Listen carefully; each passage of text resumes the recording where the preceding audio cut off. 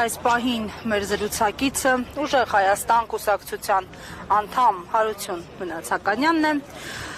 Պարոն Մնացականյան, այսօրվա երթի մասին նախ խոսենք եւ դատարանից ակնկալիքների մասին, ի վերջո Կարապետյանին հնարավորություն կընձեռնվի լիարժեք մասնակցել քաղաքական պրոցեսներին։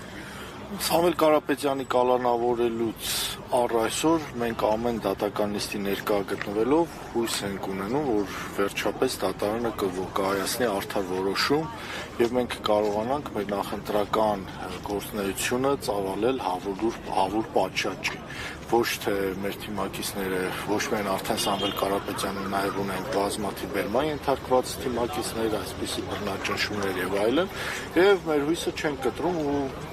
պայքարելու ենք մինչև վերջ։ Անելու ենք հնարավորին բոլոր քայլերը օրենքի սահմաններում, որպեսզի հնարավորին շուտ հայտնվի ազատության մեջ։ Պարոն Մնացականյան, տեսնում ենք, որ իշխանությունը եւ առաջնորդը հատկապես տարբեր հարթակներից, իդեպ այսօր նաեւ ազգային ժողովի հարթակից շարունակել է անդրադառնալ ընդդիմադիր այն շրջանակներին, որտեղ նաեւ Սամվել Կարապետյանն է։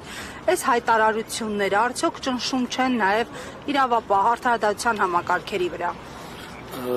Ճիշտ ասած ավելին ինչ-որ լավ բան սպասել այս իշխանություններից անիմաստ է եւ ոչ միայն ճնշում է, այլև վախի դրսևորումներ են կոնկրետ եւ այդ վախի դրսևորումները անընդհատ սկսելու են սաստկանալ, ուժեղանալ կապված Սամվել Կարապետյանի ռեյտինգի բարձրացման հետ։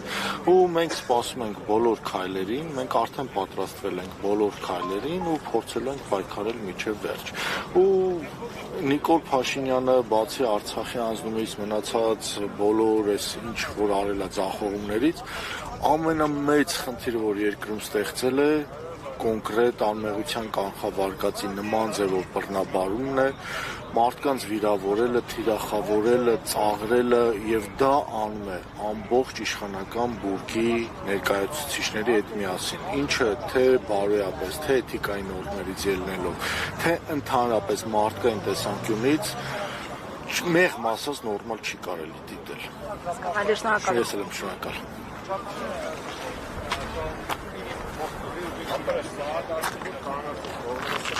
Հարգելի հետևողներ, ինչպես տեսնում եք, այգու տարբեր հատվածներում